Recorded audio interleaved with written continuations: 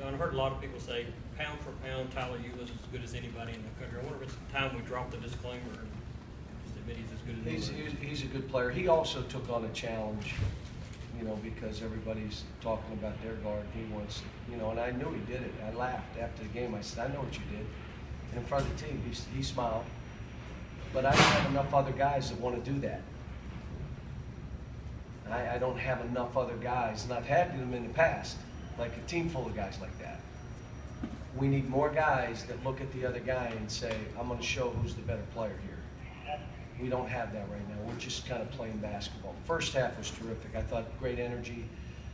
We had one guy break down, give up 9 points. 9 points. Other than that, they struggled scoring.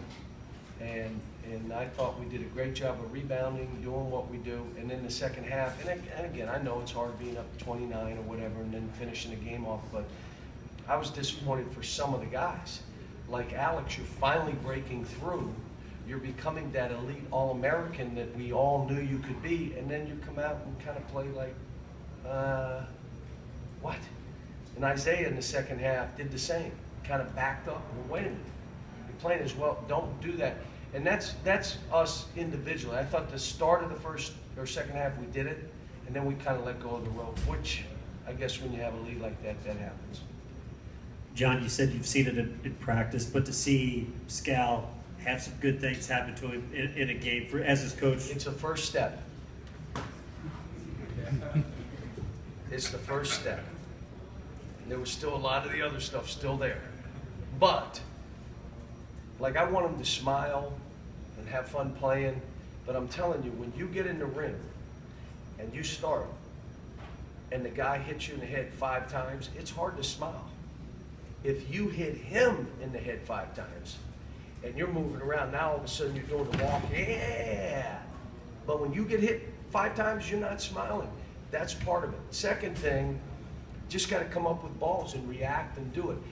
I thought we had a couple guys look tired in that second half, and he was one of them. He looked tired. He shouldn't have been. He didn't play that many minutes, but I'm just happy he took that first step, and he's been better in practice.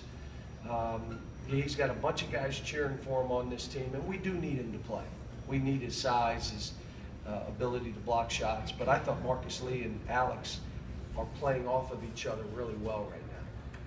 Cal, you mentioned some of the others, the bad stuff still there, but when you see him reach over a couple guys, rip a rebound away, I think first time in a long time we've seen him take one. Yeah, the whole place went crazy. He dunked the ball. He did push the guy, I think, but he grabbed the ball and he dunked it, and everybody went crazy. This whole state, I believe the whole country wants this kid to do well. You know, I told him, you gotta unpack the bags, live in the moment, enjoy this thing. There's no, you know, timetable of this. You know, it's just go do the best you can and have fun. And I told him, you're going to get time. I'm going to put you in.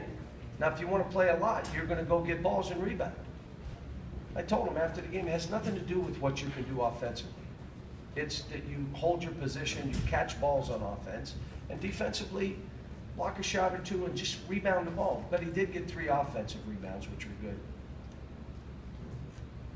Cal, late in the game, Tyler tries to feed Isaac when he's got a wide open layup. As a coach, is that something you'd like to see, or would you prefer you just put it away? No, I like what he did, because and he even looked at me like, I forgot the kid just walked in the game. You know, because he looked at me and I'm like, you're fine. And I felt bad for Isaac, because what I've been saying, you have Isaac, you have Michael, you have Ty, you have EJ, you have a bunch of guys on our team that are all getting better, but they're behind other players, which means when you get your opportunity, you got to show that you should be playing more. Now, Isaac didn't, and he knows it. He felt bad. You know, he's like, and I said, it's hard being in that position where you only get 2 or 3 minutes to show you should be playing more. But, you know, I think Tyler, the way he's playing, the way he's defending, the way he's scrambling for balls, he's making us roll right now. John, 2 things. Do you have any update on Dominique? And then also when you said the whole place went crazy when Scal got that rebound, is that your definition of what you did when you I just wanted him to know everybody, including me, is happy, and that we want you to play that way. But he's got to do it. It doesn't matter what we hope for. He's going to have to go do it. I'm telling you guys, it's all fight. Fight means as the shot goes up, I'm fighting for position. That's what fight means. The shot on our team goes up, and I fight to get even so I can rebound it and lay it in quickly. And I'm in a position that when I do rebound, I don't bring it down. I'm 7 foot tall and bounce it and gather myself, and then I can't get it off or I walk. I'm not doing that. I'm in a dogfight. Grab it straight up and go. He's learning all that. He's never played that way. This is all new. He's going to be fine. He hurt his ankle. They said he's going to be fine.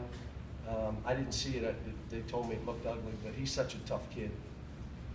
Cal, what exactly happened to Marcus's face in practice, and how did he play? His nose has been bleeding, and we don't know if he's getting hit, and that's why his nose is bleeding. But so we just put the thing on so we don't have to deal with him walking off the court, going in the back, saying his nose is not stopping, and so.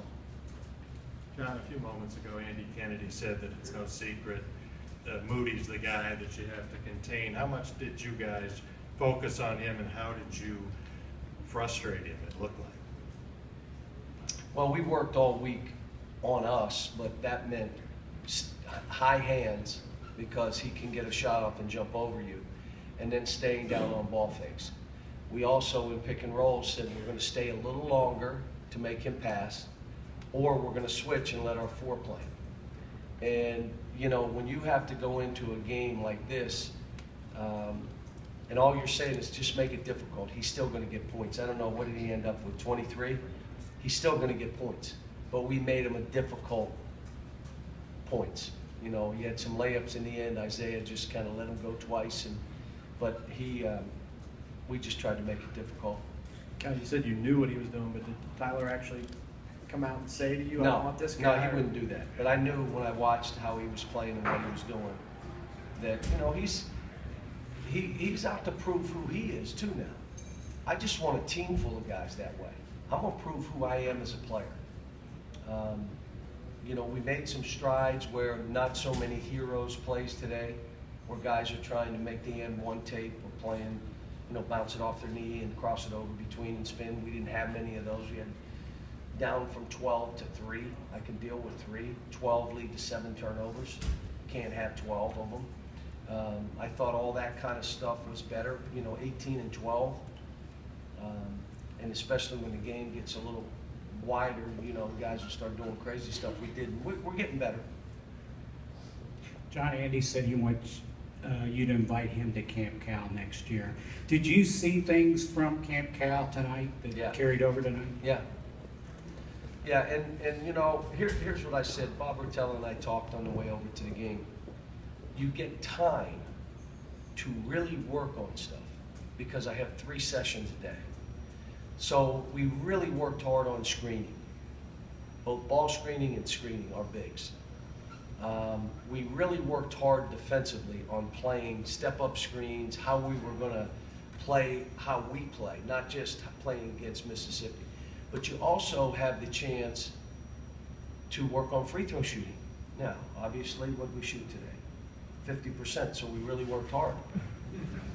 But you get a chance to really spend 20, 30 minutes versus, all right, we're going to practice 3 hours and spend a half hour on free throw. You can't do it all.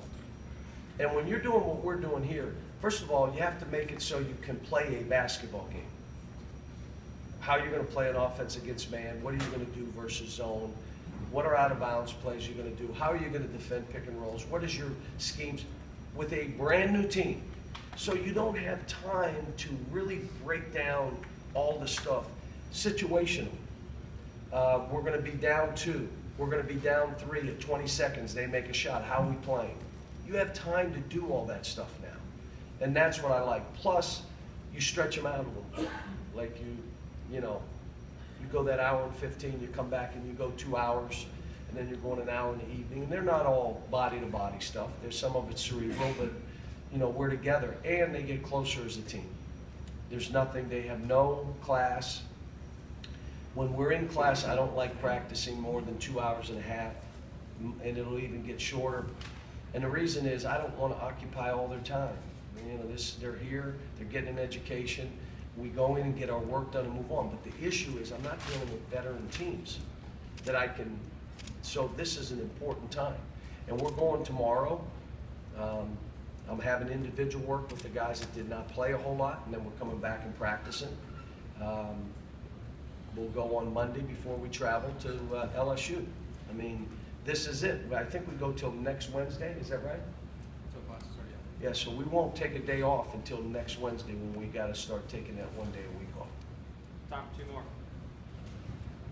John, I wonder what the progress you're seeing from Jamal Murray, what you need to see from him, what he needs to work on, where he's at in his development. He's getting better.